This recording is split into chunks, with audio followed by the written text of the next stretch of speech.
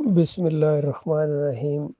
آج یہ social media کے اوپر، فیس بک کے اوپر یہ منظر میں نے دیکھا۔ یہ ہمارے گاؤں کی ایک رپورٹ ہے۔ بہت زیادہ خوشی ہوئی، یقین کیجئے بہت زیادہ خوشی ہوئی کہ یہ خاص کر ہماری برادری کے لوگ ہیں، بڑے قریبی رشتہ دار ہیں میرے۔ اس میں جس طرح یہ حاجی عبدالغفار صاحب ہیں، یہ میرے فرسٹ کزن ہیں۔ طلعت حیدر صاحب ہیں جنہوں نے افتتاح کیا اس روڈ کا، یہ بھی ہمارے سیکنڈ کزن ہیں۔ پھر شفاعت صاحب ہیں، یہ بھی ہمارے کزن ہیں، پھوپھی زاد ہیں۔ راجہ انصر جو مرکزی ہیرو ہیں اس پورے پروگرام کے، یہ بہت ہی پیارے میرے دوست ہیں اور بھتیجے بھی لگتے ہیں، سمجھ لیجیے قریبی تعلق ہے۔ اور یہ جو کام انہوں نے کیا ہے یہ بہت ہی زبردست کام کیا ہے، اور نیکی کا کوئی بھی کام ہوگا انشاءاللہ اس میں ہم سب بڑھ چڑھ کر حصہ لیں گے۔ کوئی ایسا کام جو انسانوں کی خیر خواہی کا ہو، رفع عام کا ہو اور گاؤں والوں کی بہتری کے لیے ہو، آئندہ بھی انشاءاللہ کوئی بھی ایسا پروجیکٹ ہو تو انشاءاللہ اس میں ہم بڑھ چڑھ کر حصہ لیں گے۔ بہت خوشی ہوئی کہ یہ سارے لوگ اکٹھے ہیں، برادری کے لوگ ہیں، اور بھی کچھ لوگ ہیں جن کو میں پہچان نہیں رہا ہوں لیکن نظر آ رہے ہیں۔ پیچھے خان لیاقت بھی نظر آئے تھے۔ تو یہ ایک بہت اچھا کام ہے بھائی۔ اس کے علاوہ جو ایمان اور عقیدے کے حوالے سے بھی کبھی ہم اکٹھے ہو جائیں تو پھر تو کیا کہنا۔ یقین کیجئے پچھلے سال راجہ انصر کے گھر میں ایک درس ہوا تھا، 15-20 آدمی تھے وہاں۔ میں نے یہ بات کہی تھی کہ اگر یہ یہاں بیٹھے ہوئے لوگ خالص توحید کے اوپر جم جائیں، ایمان خالص میں ایک دوسرے کا ساتھ دیں اور یہ بات آگے بڑھتی جائے تو چکری وکیلاں کو اللہ تعالیٰ نے یہ عزت دی ہے۔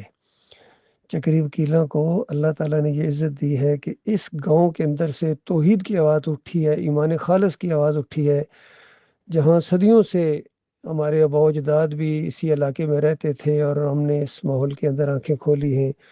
دیکھ رہے ہیں کہ کوئی بابا صاحب سبحان جا کے چڑھاوے چڑھا رہا ہے، کوئی کلیاں علی سرکار، کوئی ریڈی والی سرکار، اس طرح کے 5 ہیں ہمارے علاقے کے اندر۔ اور پھر 11ویں کی نظر و نیاز تو مسجد کے غوثیہ مسجد نام بھی دیکھیں اور اس کے اندر یہ نیازیں ہوتی ہیں۔ پھر 12 ربیع الاول کو آج کل یہ بہت ہی زیادہ نبی علیہ السلام کی بندگی کرتے ہیں، جھنڈیاں لگاتے ہیں۔ اور اب تو یہ ایک نیا طبقہ جو اس میں رافضیوں کا ابھر رہا ہے، پنجہ انہوں نے لگایا ہوا اپنے گھر کے اندر، اور ہر سال اس میں اتنا زیادہ شرک کا بیان کرتے ہیں۔ تو یہ ساری چیزیں ایسی ہیں جو اللہ کو ناراض کرنے والی ہیں میرے بھائیوں۔ اسی علاقے میں ہمارے بڑے پہلے رہا کرتے تھے، اب وہ کہاں چلے گئے؟ اب ان کا نام و نشان بھی، ان کی آواز بھی ہمیں نہیں آتی ہے۔ اسی طرح ہم نے بھی چلے جانا ہے۔ آج آپ کھڑے ہیں، یہ ریکارڈ ہو گیا منظر، یہ آگے لوگ دیکھتے رہیں گے کہ ہمارے آباء و اجداد نے ایک روڈ بنائی تھی۔ تو اسی طریقے سے یہ جو شرک کے نشانیاں ہیں، سمبلز ہیں ہمارے گاؤں کے اندر، کم از کم ان کو بھی ختم کرو اسی طریقے سے اکٹھے ہو کر۔ اور اسی طرح اگر کوئی بندہ، اللہ کا بندہ، کوئی جھالا آگے بڑھے، خاص کر راجہ انصر اس میں تھوڑا پہل کر سکتے ہیں کہ سب لوگوں کو کنونس کریں اس بات کے اوپر کہ دیکھو یہ چند دن کی زندگی ہے، اور اگر ہم نے یہ شرک سے جان نہ چھڑائی اور یہ دعوت اٹھی ہے، یہ اللہ کے فضل و کرم سے اٹھی ہے۔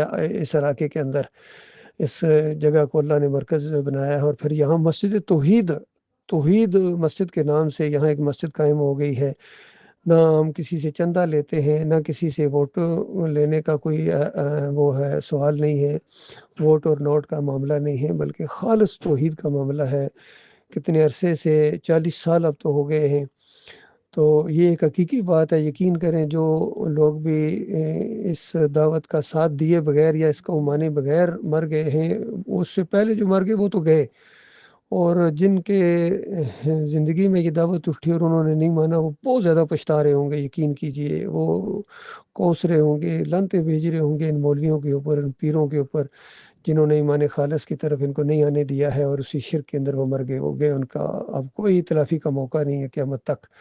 لیکن میرے بھائیوں جو ابھی زندہ ہو، خاص کر میں مخاطب ہوں اپنے حاجی عبدالغفار صاحب سے جو میرے کزن ہیں، یا غلام حیدر صاحب ہیں، شفایت صاحب ہیں، اور جتنے بھی ہیں، جہاں جہاں تک یہ ایسا لگتا ہے یہی گاؤں کے کرتے دھرتے لوگ ہیں۔ کچھ اور بھی ہیں جن کے اس میں وہ حاضری مجھے نہیں محسوس ہوئی ہے، راجہ ذوالفقار ہیں، یہ عزیز ذوالفقار ہیں، اور بھی ہیں، صوبیدار صاحب ہیں۔ تو یہ سارے مل کر اس بات کو سمجھنے کی کوشش کرو، اور یہ اصل چیز ہے، یقین کیجئے۔